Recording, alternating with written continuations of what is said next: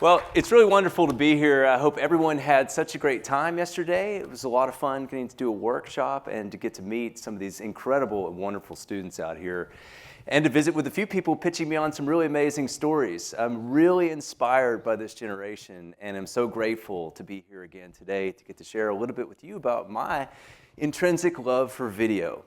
I'm a filmmaker, and I have made several long-form films. I love to make a long movie, but I started as a 19-year-old kid driving out to Colorado to live out of the back of my truck to climb 14,000-foot mountains with a family who couldn't quite understand what on earth I was talking about and what I was about to do.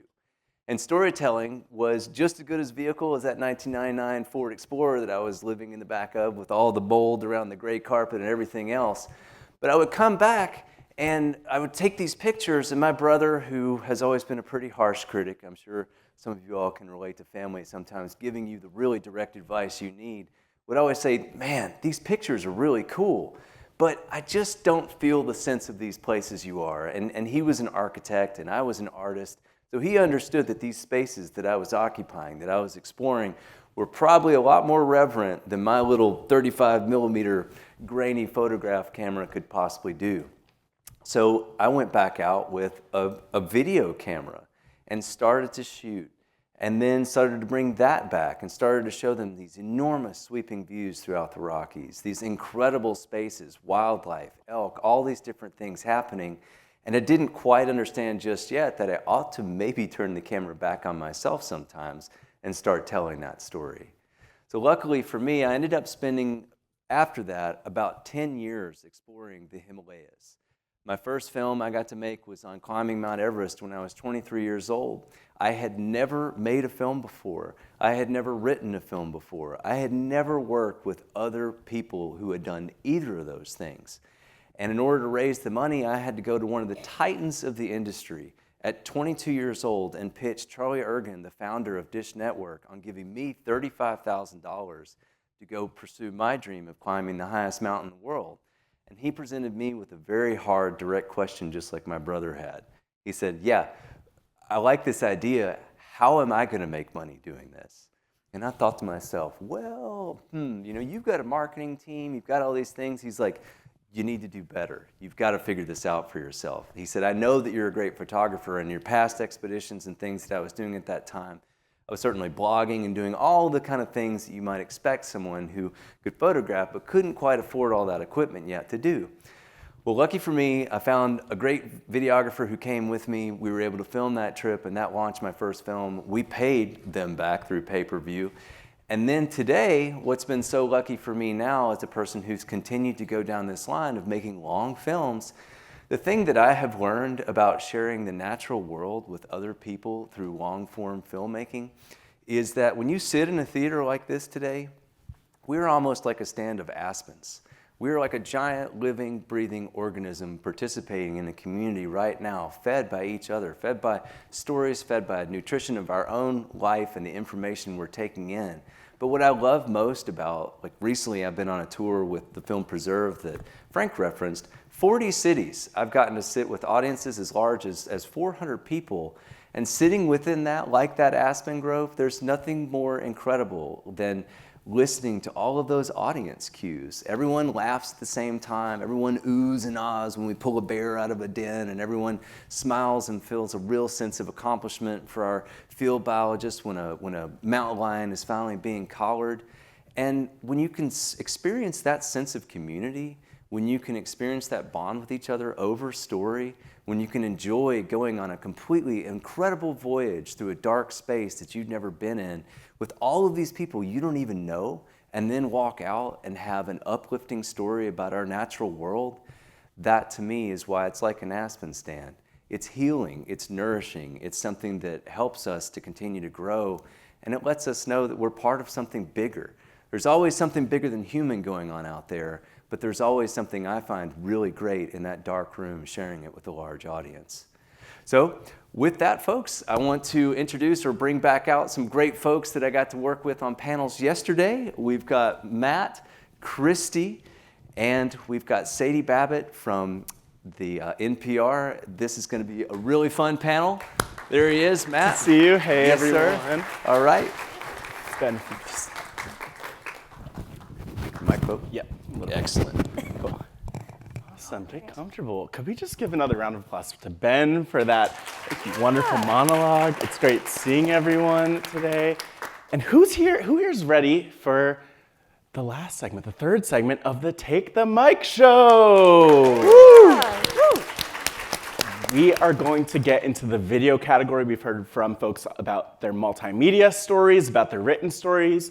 But now I'm really excited to introduce our first student storyteller from my alma mater, the George Washington University. Please welcome Andrew McCabe. Come on out, Andrew. How's it going? Good to see you, thank you. All right, so tell us a little bit about your story. Totally, so my story is about birds. And the hypothetical that I like to paint for this story is that imagine you wake up every morning, you look outside your window, into the tree outside your window, and there are 3 birds, and they're singing their beautiful bird song, doing all their lovely things. And then one day you go, and there are only 2 birds outside. You probably wouldn't think too much of it, and you wouldn't think it's a huge problem. But now imagine that that occurs in every tree, outside of every window, and every house in North America. Well, that's the reality of what has happened over the last 50 years, due in no small part to window collisions. Every year in the United States alone, 1 billion birds die from window collisions. Wow. It's causing huge ecological, agricultural, and financial damage. But this isn't a story about tragedy, or at least I didn't want to tell a story about tragedy. I wanted to tell a story about hope. Hope derived from local organizations and individuals who are committed to making the future a better place for our avian friends. Oh, I'm pumped. Let's take a look at your video. So we are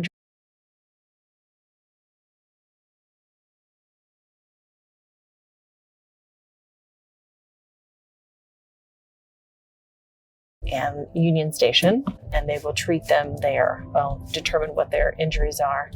The injuries are not serious. I've actually had times where they have given the birds back to me and allowed me to release them. It doesn't happen super often, but it has happened before. We have a hummingbird who does need to be released, and we're just curious if you're... Yeah, I can do it. That. Yeah. In Rock Creek Park? Yeah. Sure. Yeah. Okay, awesome. He's been in here for about 48 hours. He's good now, as you noticed. And what I would do is make sure there's some like low bushes around, simply because he's going to want to go into a bush and sit for a while. You know, the people who do this, we definitely love birds. We definitely care about nature. We have all of those things. But, you know, one person can make a difference, especially when one person several times over, right? If it's me and it's Lisbeth and it's 3 one-persons every single day that are out here doing this, this is how differences get made. It's little things. And we won't be able to completely stop all the strikes because glass is here. But, you know, if one bird makes it that wouldn't have made it, then that's really, that's great, you know.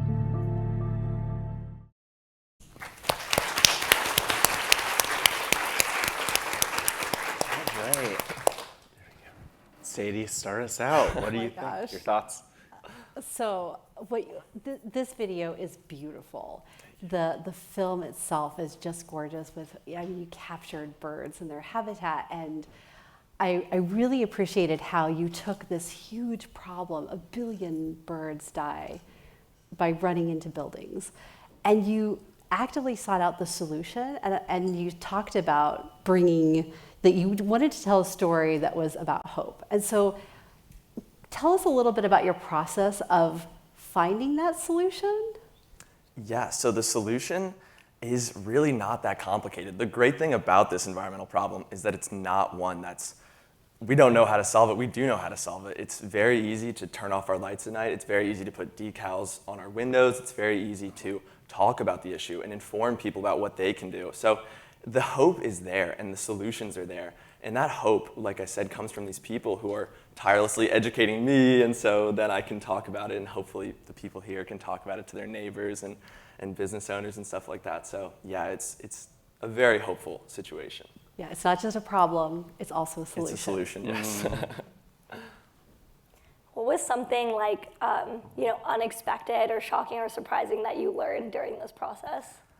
I think the most surprising thing I learned was how cheap it is to retrofit a building with bird-safe glass.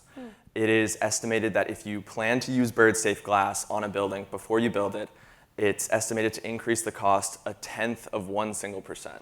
So it's not this huge financial investment into this problem. It's rather cheap, but it just comes down to informing, architects, building owners, and investors about this little financial, thing that they can put in that's going to make a huge ecological difference. I enjoyed that you not only had really great depth of field, I think you're a very talented cinematographer, and I appreciate that in your edit, but also you had depth of character, depth of story. Why did you choose to make this thing 12 minutes long in a world where so many people were trying to keep it down to 15 seconds? It is easy to get people to click on a longer video when you have a shorter video, but it's not really what I wanted to go with this. I feel like, and also like facts and logic totally get people places, and you can totally put facts and logic in a 15-second video. But for me, that emotional resonance, not only in the videos of birds, but in people's anecdotes and their stories and their whys, is really what connected me to environmental issues, and that's why I wanted to include it in this in a longer form. You can really hear why people are dedicating their time and their early mornings into something like this. Well, you nailed it. Thank you so much. That's a perfect note to end on. Thank Can we you just very give a round of applause? Thank you so much. Thank you. And now, without further ado, I'm loving this. Who else is loving the Take the Mic segment? Next up, I'm thrilled to introduce from SUNY-ESF, the one and only Mariel Flint. Come on out, Mariel. Great to see you. Right. So we'd love to know more. We'd love to know about your story. If you want to protect and preserve the environment, both for humans and for other creatures, you have to work for it. That's a quote from Adam Flint, a dedicated clean energy advocate and also my dad. Back in 2008, my dad started the Binghamton Regional Sustainability Coalition. And my good friend Margaret, who unfortunately couldn't make it today, and I grew up in the Binghamton area and wanted to follow this story. So that summer, they discovered that fracking was likely to take place in our region, and they understood the detrimental effects that fracking has on our ecosystem, on public health, and they knew they needed to start locally. So they started mobilizing community members, local organizations, and politicians, which those actions led to one of the first local bans on fracking in the city of Binghamton in New York, which is crazy. And then in 2014, after 6 years of hard work and making their voices heard, the governor listened and passed a statewide fracking ban. There we go. Yeah. So let's check out a clip from your video. Broome County, a place of beautiful landscapes, winding rivers, and historical towns. It lies on the border of upstate New York and northern Pennsylvania, where the Shenango and Susquehanna rivers converge, right here in downtown Binghamton. Hi, I'm Margaret Ryan. And I'm Mariel Flint. Mariel and I both grew up in Broome County, and now we attend the SUNY College of Environmental Science and Forestry.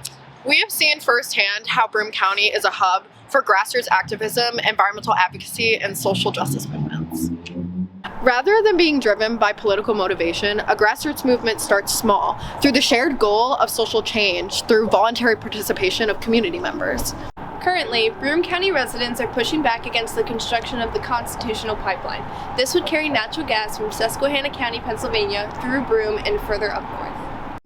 But Broome County is no stranger to fossil fuel debates. Back in 2008, residents of Broome County worked together to push for a ban on fracking. This sparked one of the most influential anti-fracking movements to ever take place in New York. One man in particular, a lifelong Broome County resident, played a huge role in helping the movement gain traction.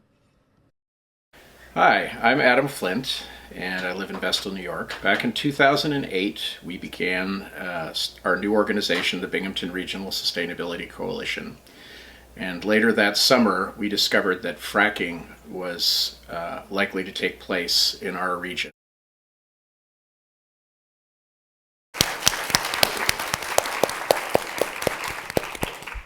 Ben, over to you. Mariel, I think your piece, I actually really enjoyed it. And I understand, like, it reminded me of just good news, like how to do a great news piece.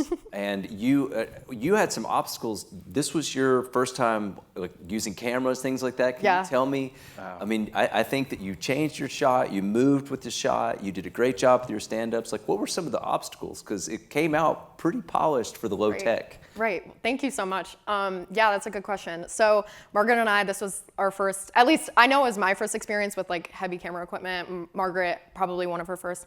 And we really wanted to do it outside downtown Binghamton, like where all the grassroots organizations really like go to. Yeah. And very, very, very loud down there. So a lot of our obstacle was trying to figure out kind of just the noise reduction of it all, really in the editing piece, like trying to stabilize the camera, because we also were doing a lot of shots like in the bushes, kind of towards the river. We were trying to really get kind of down and dirty with it. So it was a little fun. It was a little scrappy, like we were talking about earlier. Yep.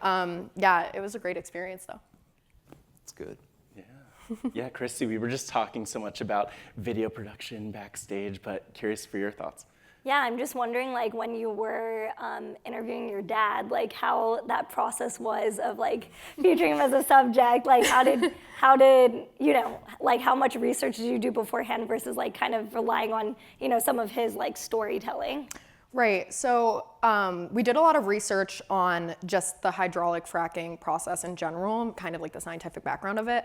But I did grow up kind of raised around like the grassroots movements in Broome County and around my dad's experiences. So I did know a lot of this backstory.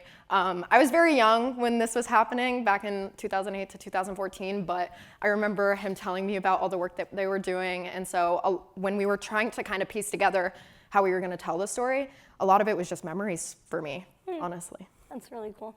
Yeah. Sadie. Yeah, it's interesting because so many of these grassroots movements that we see across the country take a long time, and that's part of the challenge, right? And so I thought you did a really good job of capturing that moment and then leading to where we are today. And so you covered a lot of ground in a short period of time. I also appreciated your co-narration and thought you did a great job. Thank you. Yeah. Thank you. I really appreciate that. Awesome. Just a round of applause for Mariel. Shout out to SUNY-ESF.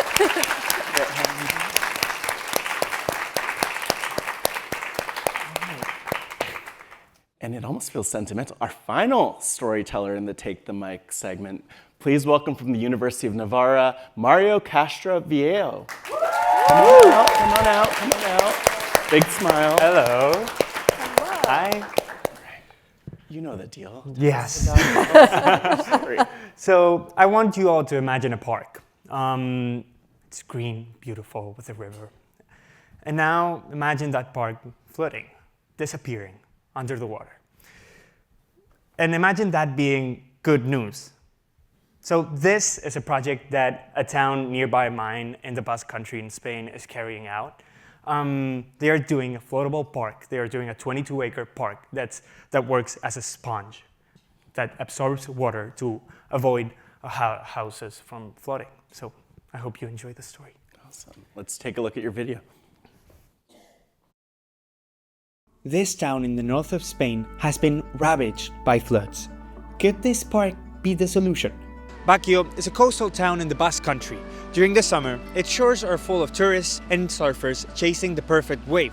But in the winter, the landscape changes. Heavy rains frequently turn the local river into a threat, sending floodwaters through the streets. Now, climate change is expected to intensify both river floods and coastal storm surges. But the local and regional governments have a plan to stop it. A similar plan has already worked in the Netherlands. This one would transform Baguio's riverbanks into 2 massive green zones. This means that most of the time, the town will enjoy 22 acres of new public green space. But when big storms hit, once or twice a year, these parks act like giant sponges, intentionally floating and absorbing water to protect streets and homes. cuando hay una avenida grande, si el agua se va a salir y va a ocupar estos parques, y luego, bueno, pues se le da un tiempo a que se vaya reabsorbiendo y entonces están varios lugares parques. The project is still in the making. However, they expect native vegetation to colonize these parks naturally, creating habitat for amphibians, reptiles, and birds right in the town center. The architect of Baguio admits this measure cannot prevent the biggest floods, but modeling shows it will effectively address typical ones. If it works, Baguio will restore degraded ecosystems, gain quality public space, and most importantly, protect homes from flooding.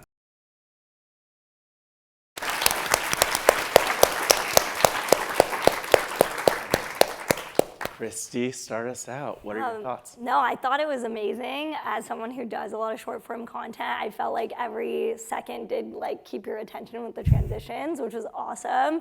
I'm just wondering, like, is this somewhere that like you have personally like spent time in? And I'm just wondering, like, you know, when you're filming that, was that in that location? And I'm just wondering, like, you know, if you could have added, you know, more about your own personal experiences on there. Like, was there any childhood memories or things you had in that place? So it's a great place. I recommend everyone to visit. It's amazing. It's great for surfers. So if you are, go there. I don't do surfing, but I go to the beach and it's amazing. It's a beautiful place. And I haven't lived any of the flooding because it's kind of far away from where I live. But it's true that I know many people who live there and have been affected. And so I felt that that project is really important for them, because not only it would help protecting their homes, but it also gives them a new public space, and it's amazing, and it's all nature-based, so that's why I did it. That's awesome. Yeah, the nature-based solution it really is a solution, and we're seeing cities across the globe have these sort of sponge cities, if you want to call them, including in China and throughout Europe, and they're actually, you know, working in lowering some of the flooding. What I appreciated in your storytelling, because I agree with Kristy, you packed a lot in, is that you also, you know, you acknowledge that it's not perfect, right? And so when you're thinking of solutions reporting, I think it's important to say and use the science and the data to back it up and say, like, things aren't always perfect. And I thought you handled that really well. So did you, like, this is a solution story. And I loved how you presented that, and I'll just leave it there. Thank you so much. Anything you want to say in response to that? So I think it's really important. I took the class, the sustainability reporting class with Frank, and he always mentioned that solutions-based journalism is great, but you also have to mention the bad things about those solutions, because, I mean, yes, you love electric cars, but then you need chargers, you need places, so everything has its good and its bad part, and I felt it was really important to include it. I really enjoyed, this is like snackable measures. You know, you can take this in, you can move along, and you retain it. I thought it was really well done. One of the things I was most impressed by and wondered, like, you had graphics in there. Did you have to make those yourself, or was that something you were able to get from the town? So the graphics, the map, for example, is mine. The graphics are simulations of how the water would react. That's not mine, that's the plan. So it's a 100 pages long plan, and they have those graphics, which are really interesting because you can see how water will react when the project is done. But I did do the maps. I love graphics. I love data journalism, and so that also, I tried to include it in there. Well, I'm glad you were able to access those, because it says a lot and it brings a lot of value to the piece to really show those things to people. So thanks for tracking that down. Thank you. Thank you. And thank you, Mario. Yeah. There we go. Thank you. And now I would just like to invite Ben, Sadie, Kristy, get on up. Come on. Just a round of applause to them for the Take the Mic segment.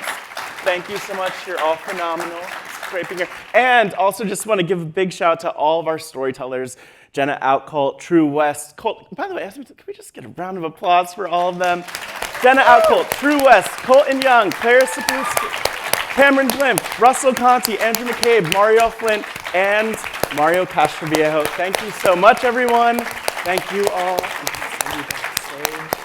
Thank you, Matt. See you back Thank there. you, Matt. See you back there. Awesome. How's everyone doing right now? How are we doing? Very cool. I love this. I want to actually, just reflecting on everything that we've heard throughout the Take the Mic segments, I have a question that I want to ask all of you. And that question is, what comes to mind when you think of authenticity? In a word, in a couple words, if something comes to mind, throw up your hand.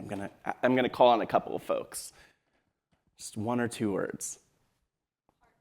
Heart? Yeah, feel free to shout it out, yeah. Emotional vulnerability. Anything over here? Empathy. Yeah, there's a lot that comes to mind when we think of authenticity, authentic stories, authentic voices. I'll just share, in the spirit of vulnerability, emotional vulnerability, all of it, that one of the words that comes to mind for me when I think of authenticity is fear. Does anyone? Yeah, I see some heads nodding, folks relating to that. And it's because it can be really scary to show up fully authentically, fully ourselves, fully in our stories. Not just the stories that we create, but the stories that we're telling about ourselves, our own personal stories.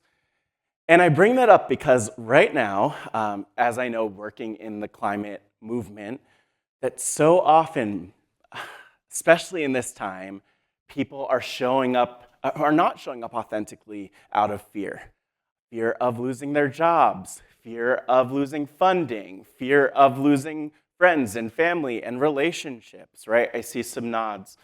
And I bring that up because I see a ton of courage in the stories that we've heard up here on the stage in the Take the Mic segment and the other segments as part of the Planet Forward Summit this year. When I look out onto the crowd, I see tons of courage. And I also just think back to my own time as a student when I was in your shoes. A student, as you all know by now, I can't stop saying it, as a student at the George Washington University. Cheer! Okay, yeah. All good. Thank you. Thanks for indulging me.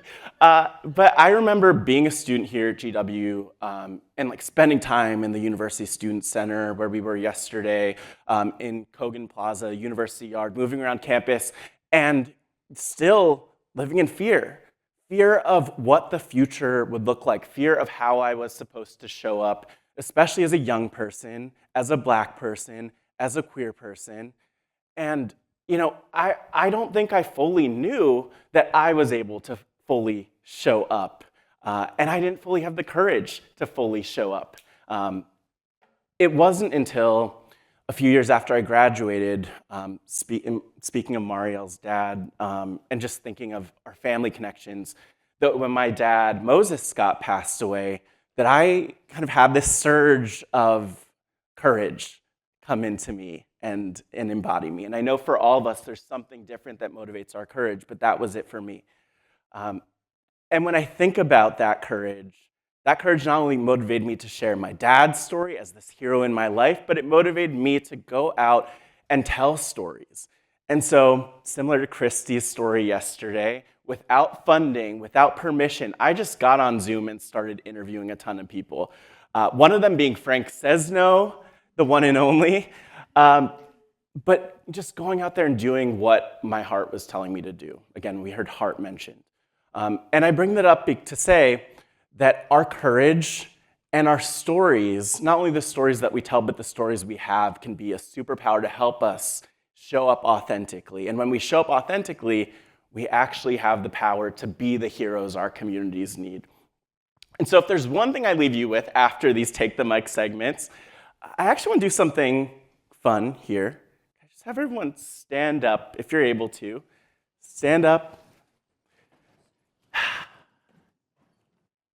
And make sure you ground your feet there. Feel free to smile to the folks who are staying next to you, around you.